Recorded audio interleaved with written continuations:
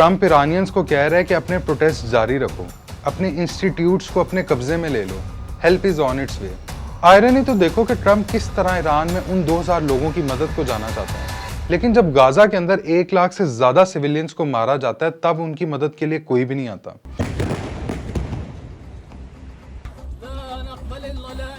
तो आखिर फिर सवाल यह कि ट्रंप आखिर क्यों ईरान की मदद को जाना चाहता है। इसी चीज को देखते हुए कुछ प्रो अमेरिकन और प्रो इस्राएलियन कहते हैं कि देखो अमेरिका कितना अच्छा है, वो तो दूसरे लोगों की मदद भी करता है। लेकिन हकीकत में ये सारी की सारी महंगाई अमेरिका की तरफ से लगाई गई सैंक्शंस का नतीजा है। जब कोई ईरान के साथ ट्रेड करता है तो अमेरिका उस पर 25% तक ज्यादा टैक्स लगा देता है ताकि कोई मुल्क भी ईरान के साथ ट्रेड ना कर सके। इसी वजह से पाकिस्तान आज भी दूसरे मुल्कों से महंगी गैस खरीदता है बजाय ईरान के, जो उसको सस्ती गैस भी देने को तैयार है। In fact, I put sanctions on last night.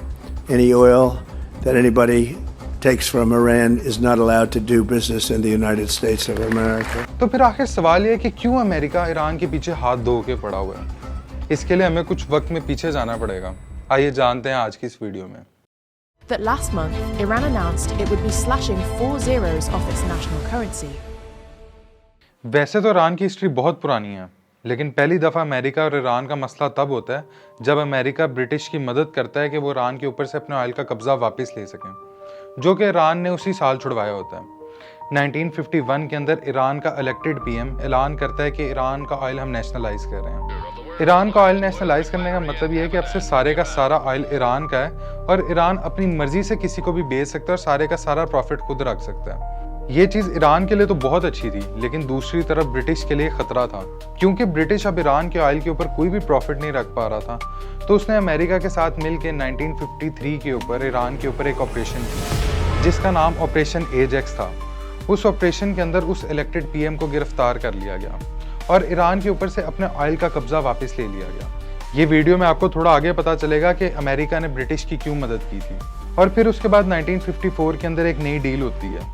उस डील के मुताबिक 40% ऑयल का प्रॉफिट ब्रिटिश रखती है, 40% अमेरिका रखती है और बाकी का 20% कुछ और ममालिक रखेंगी। इसकी बार ईरान का प्रॉफिट का चंक कुछ ज़्यादा होता है पहले से, लेकिन वो इतना ज़्यादा नहीं होता कि ईरान अपने पाँव पे बेहतर खड़ा होता है। और असल में ईरान के लोगों को पहली दफ़ा गुस्सा भी इसी बात पे चढ़ता है कि अमेरिका क्यों ईरान के अंदर दखल अंदाजी दे रहा है। खैर, इस 1953 के ऑपरेशन के अंदर एक और बहुत बड़ी चीज़ हुई थी। वो ये थी कि अमेरिका ने अपना एक बहुत ही वफादार बंदा जिसका नाम शाह मोहम्मद था, उसको ईरान के अंदर ठहरा दिया था।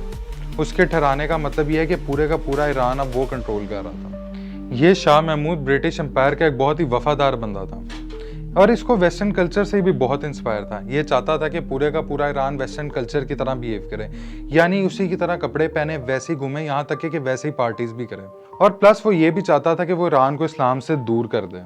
इसी को देखते हुए पूरे उसने ईरान के अंदर इस्लामिक स्कॉलर्स को अरेस्ट करवा लिया और हिजाब पे भी पाबंदी लगवा दी। ईरान एक इस्लामिक शहर होने के बावजूद भी पूरे का पूरा वेस्टर्न मुल्क बनता जा रहा था।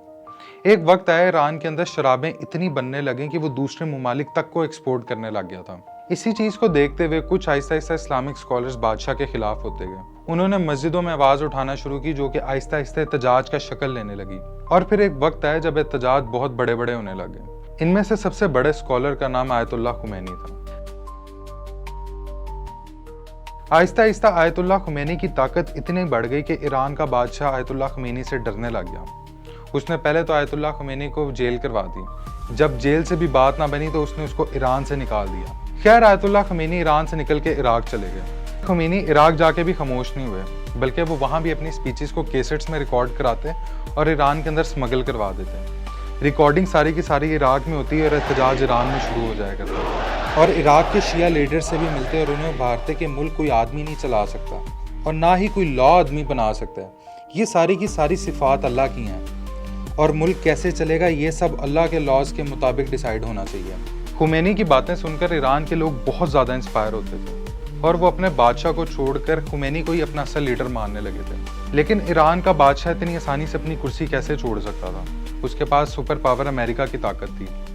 लेकिन इसके बाद ईरान के बादशाह ने एक इतनी बड़ी गलती कर दी कि उसको तख्त से हटाना बहुत आसान हो गया।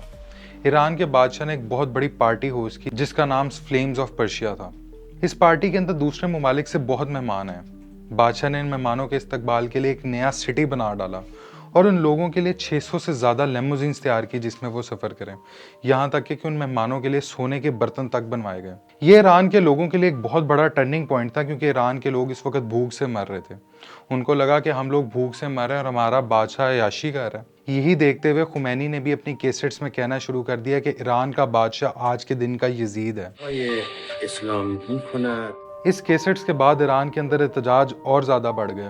अब तक ईरान के बादशाह को पता चल चुका था कि इस वक्त अगर उसकी कोई कुर्सी बचा सकता है तो वो सिर्फ सुपर पावर अमेरिका है। और अमेरिका ने भी ये देखते हुए अमेरिका की मिलिट्री ईरान के अंदर भेजना शुरू कर दिए थे। ईरान के अंदर अमेरिका की मिलिट्री देखकर लोग और गुस्से में आने लग गए और एहतजाज पहले से भी ज़्यादा बढ़ने लग गए। अब ऐसा होता था कि लोग एहतजाज को निकलते हैं, उन लोगों को मारा जाता जो लोग एहतजाज के लिए निकलते हैं, फिर लोग उनके एहतजाज के लिए निकल जाते जिन लोगों को मारा जाता था। ये एक एंडलेस लूप बनता गया और इसी को देखकर बादशाह को ईरान छोड़कर यूएसए भागना पड़ गया। इसके बाद जब खुमैनी को पता चला कि ईरान का बादशाह भाग गया तो खुमैनी ईरान 14 साल बाद वापस आ गया। इसके बाद 1979 में ईरान के अंदर एक बहुत बड़ा चेंज आया। इसी चेंज को इस्लामिक रेवोल्यूशन कहते हैं।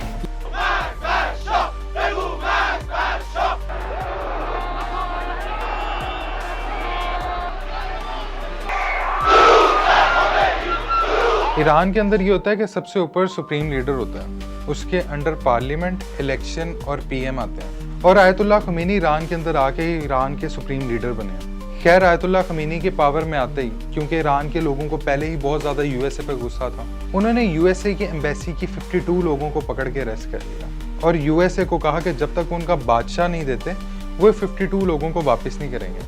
और ये वो टर्निंग पॉइंट था जहाँ से अमेरिका की ईरान से पहली दफ़ा दुश्मनी स्टार्ट हुई। अब से पहले सारी की सारी दुश्मनी सिर्फ ईरान की साइड से थी, लेकिन इसके बाद अमेरिका की दुश्मनी भी ईरान के साथ सीरियस लेवल पे शुरू हो चुकी थी। खैर ईरान का बादशाह यूएसए से वापस नहीं जाता और वो कुछ अरसे बाद मर जाता है। इन 52 लोगों को 444 डेज के बाद छोड़ दिया जाता है। खैर खुमैनी पूरे ईरान के अंदर इस्लामिक निज़ाम वापस लाए, जो कि एक बहुत अच्छी बात थी। लेकिन इसके अलावा वो अपनी स्पीचेस में एक ऐसी बात कहते थे जिसकी वजह से ईरान अगले 8 साल के लिए जंग में जाने वाला था। वो अपनी स्पीचेस में अमूमन ये कहते थे कि मैं ये रेवोल्यूशन दूसरे ममालिक में भी लेके आऊँगा। और इस चीज़ का सबसे ज़्यादा खतरा ईरान के साथ वाले मुल्क इराक में था। इराक के अंदर उस वक्त एक नया लीडर उभर के सामने आया था जिसका नाम था सद्दाम। सद्दाम हुसैन एक सुन्नी लीडर था और उसको इस बात का खतरा था कि एक दिन कोई शिया लीडर उठेगा और वो उसको उसकी सीट से हटा देगा। इसी रेवोल्यूशन को ख़त्म करने के लिए सद्दाम हुसैन ने दूसरे अरब ममालिक और अमेरिका के कहने पे ईरान के ऊपर हमला कर दिया। ये जंग तकरीबन 8 साल तक चलती रही, जिसका कुछ भी नतीजा नहीं निकला और एंड पे सीज फायर हो गया। लेकिन इसकी वजह से ईरान और इराक दोनों को एक भारी नुकसान झेलना पड़ा। इराक के पास पूरी दुनिया की सपोर्ट और पैसे होने के बावजूद भी वो ईरान के सुप्रीम लीडर को उसके तख्त से नहीं हटा पाए। लेकिन फिर उसके कुछ अरसे बाद आयतुल्लाह खमीनी इस दुनिया से चले गए। इनके जनाजे में कहा जाता है कि 1 करोड़ से भी ज़्यादा लोग शामिल थे और ये एक वर्ल्ड रिकॉर्ड भी बना। इसके बाद ईरान के सुप्रीम लीडर पिछले सुप्रीम लीडर के स्टूडेंट अली खामेनेई बने, जो कि आज के दिन तक ईरान के सुप्रीम लीडर भी हैं। खैर ईरान की जंग ख़त्म तो हो गई थी, लेकिन वो ये बात जानते थे कि अमेरिका उनकी तब तक जान नहीं छोड़ेगा जब तक वो एक न्यूक्लियर पावर नहीं बन जाते। आप ये सोच के भी देखें कि कोई 2 न्यूक्लियर पावर्स वाले मुल्क आपस में जब लड़ते हैं तो बाकी सारे मुल्क उनको छुड़वाने भी आ जाते हैं, क्योंकि सब जानते हैं कि अगर न्यूक्लियर पावर से लड़ेगा तो बहुत मसला होगा। सोचें कि अगर गाजा भी न्यूक्लियर पावर होता तो इसराइल कभी भी उन पे वैसे ना हमला करता जिस तरह आज कर रहा है। और यही चीज़ ईरान भी जानता था कि अगर उसने अमेरिका से जान छुड़वानी है तो उसका न्यूक्लियर पावर होना बहुत ज़रूरी है। लेकिन एटम बम के लिए ख़ास तरह का यूरेनियम चाहिए होता है, जिसे यूरेनियम 235 आइसोटोप भी कहते हैं। और जो नेचुरल यूरेनियम हमें मिलता है वो 238 है, तो इसको इनरिच करके 235 पे कन्वर्ट करना होता है। इसी चीज़ को यूरेनियम इनरिचमेंट का प्रोसेस भी कहते हैं। आपने कई दफ़ा यूरेनियम इनरिचमेंट का नाम भी सुना होगा। आज की डेट में हम जानते हैं कि ईरान ने अब तक 60% यूरेनियम इनरिच कर लिया और एटम बम के लिए अप्रॉक्सीमेटली 90% इनरिचमेंट ज़रूरी है। और फिर पाकिस्तान ने यही टेक्नोलॉजी ईरान को सीक्रेटली दे दी। ईरान ने उसी टेक्नोलॉजी के ऊपर अपने पावर प्लांट्स खड़े करना शुरू कर दिया। लेकिन फिर जब यही बात अमेरिका को पता चली तो अमेरिका को ये बात बिल्कुल पसंद नहीं आई, क्योंकि अमेरिका या इसराइल दोनों ही नहीं चाहते थे कि ईरान एक न्यूक्लियर पावर बन सके। Iran is today the world's leading state sponsor of terror. और उसकी बहुत एक सिंपल सी रीज़न थी, क्योंकि वो इस रीजन के अंदर पावर बैलेंस होने देना चाहते ही नहीं थे। और उन्हीं दिनों में ईरान के साथ इराक, वहाँ पर सद्दाम हुसैन भी केमिकल वेपन्स बनाने की तैयारी कर रहा था। ये एटलीस्ट दुनिया को दिखाना चाहता था कि वो केमिकल वेपन्स बना रहा है ताकि उसकी पावर का अंदाज़ा भी लगाया जाए। यही देखते हुए अमेरिका ने इराक के ऊपर हमला किया और सद्दाम हुसैन को फांसी दे दी।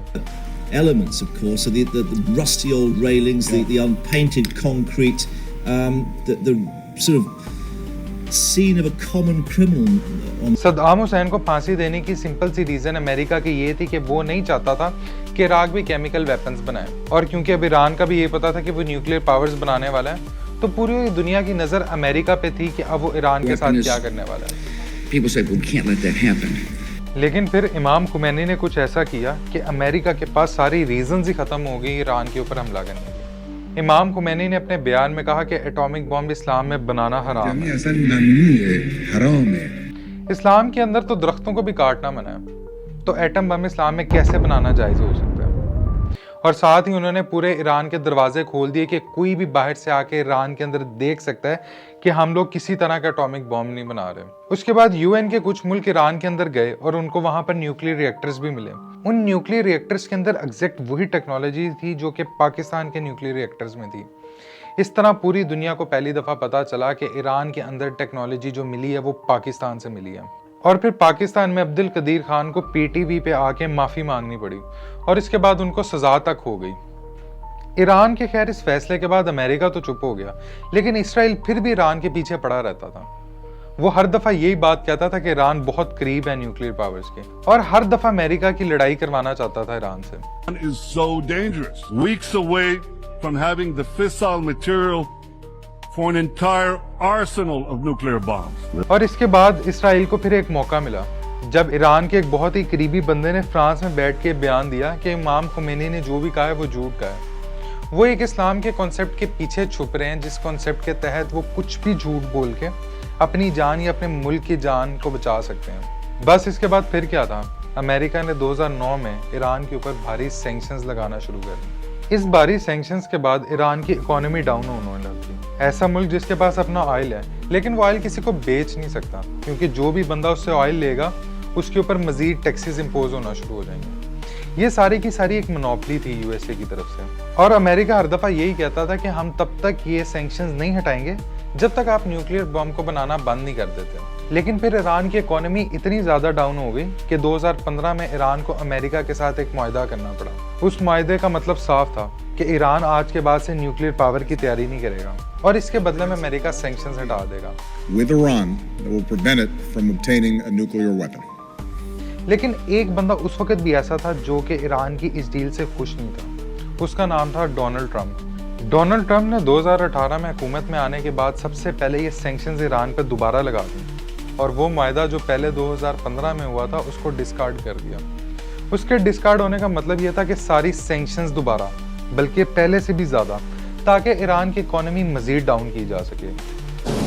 If you do business with Iran, you're going to have a tariff of 45%. और फिर डाउन करते करते इतनी डाउन कर दें कि आयतुल्लाह खुमैनी को अपनी कुर्सी छोड़नी पड़ जाए। वैसे तो इसके आगे वक्त में और भी बहुत कुछ हुआ, जैसे 2024 में ईरान ने दोबारा कहा कि हम अपने पिछले फतवे के साथ खड़े हैं और एटॉमिक बॉम्ब बनाना हराम है। लेकिन इसके बावजूद भी अमेरिका ने सैंक्शंस नहीं हटाई, और आज हमें उस सैंक्शंस का नतीजा आज भी नजर आता है जो अब ईरान में इतने एहतजाज हो रहे हैं।